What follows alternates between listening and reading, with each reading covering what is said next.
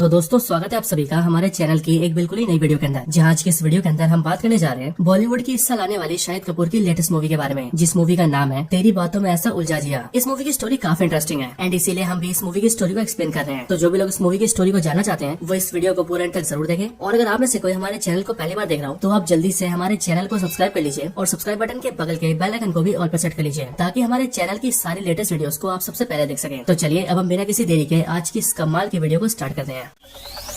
Zombie apocalypse.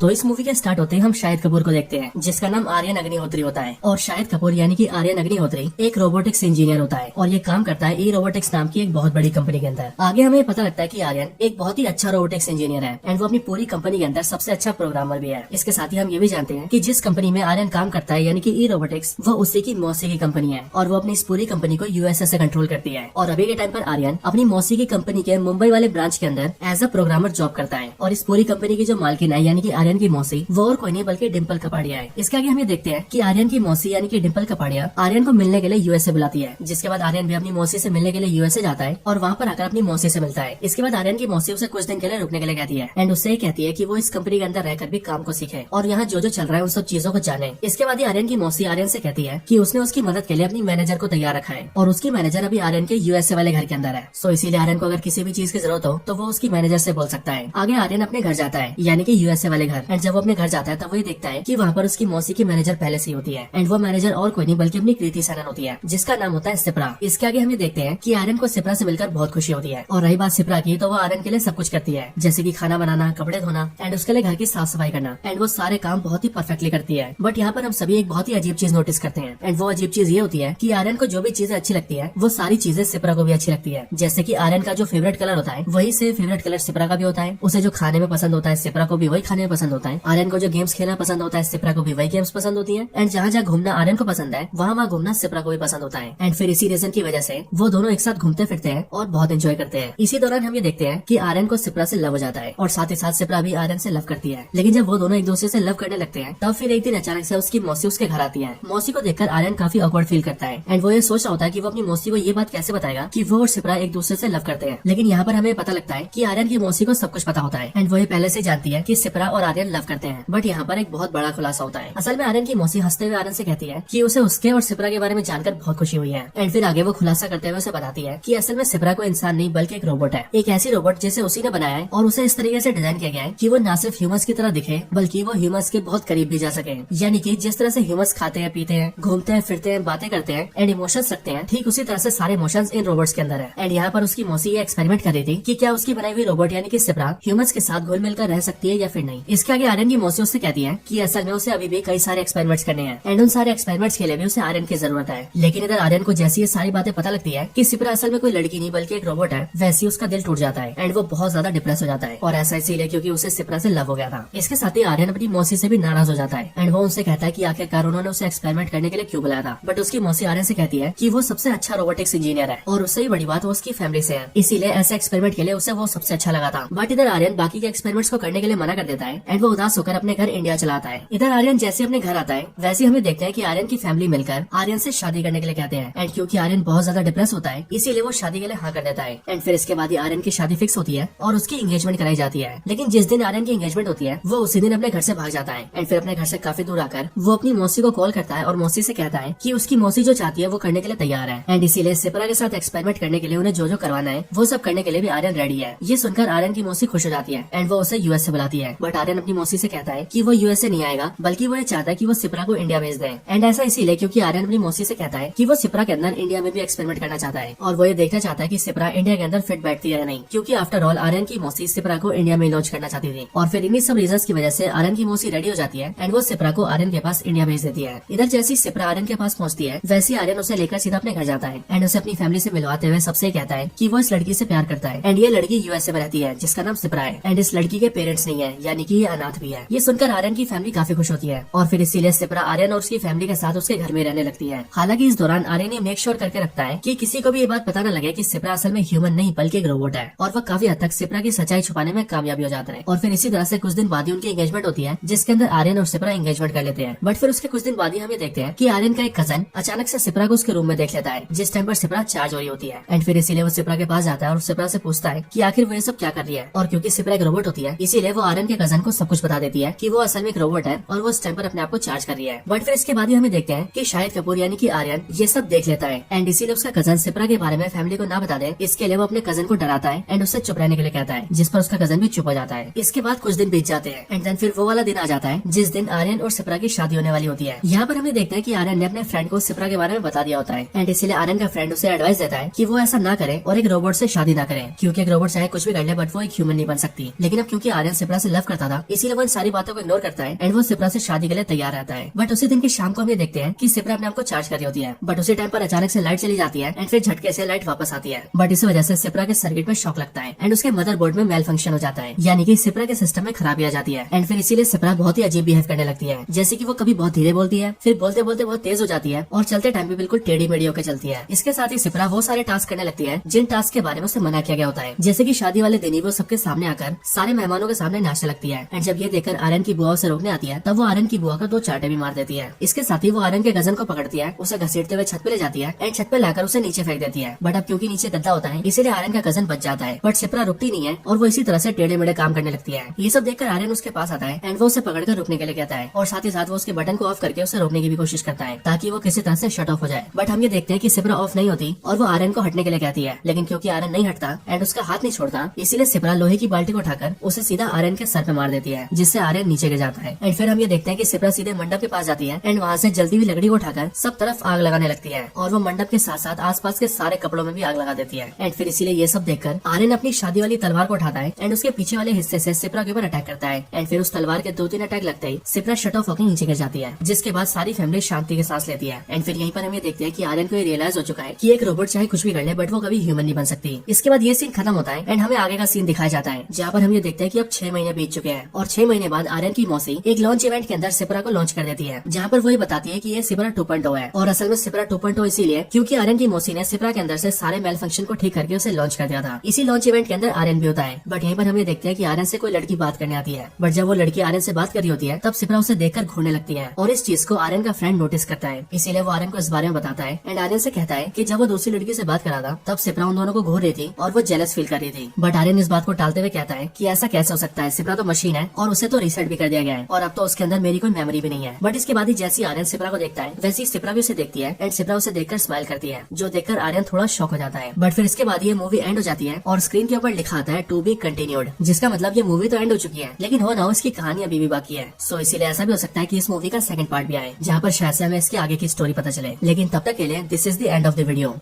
तो दोस्तों यही थी वीडियो तेरी बातों में ऐसा उलझा जिया मूवी के ऊपर। आपको हमारी वीडियो कैसी लगी और इस मूवी की स्टोरी कैसी लगी ये आप मुझे कमेंट्स के अंदर जरूर बताएं, और अगर आप सभी का कोई और रिकमेंडेशन हो तो आप वो भी मुझे कमेंट्स के अंदर बता सकते हैं। बाकी वीडियो पसंद आई हो तो इसे लाइक जरूर करें, चैनल को सब्सक्राइब नहीं किया तो अभी के भी सब्सक्राइब करें। इस मूवी की स्टोरी में और हमारी वीडियो में कुछ भी पसंद आया हो तो कमेंट्स के अंदर गुड या फिर वेरी गुड जरूर लिखें एंड आप सभी इसी तरह से हंसते और मुस्कुराते रहें। मैं मिलता हूँ आपसे ऐसी किसी और बेहतरीन वीडियो में, तब तक के लिए गुड बाय।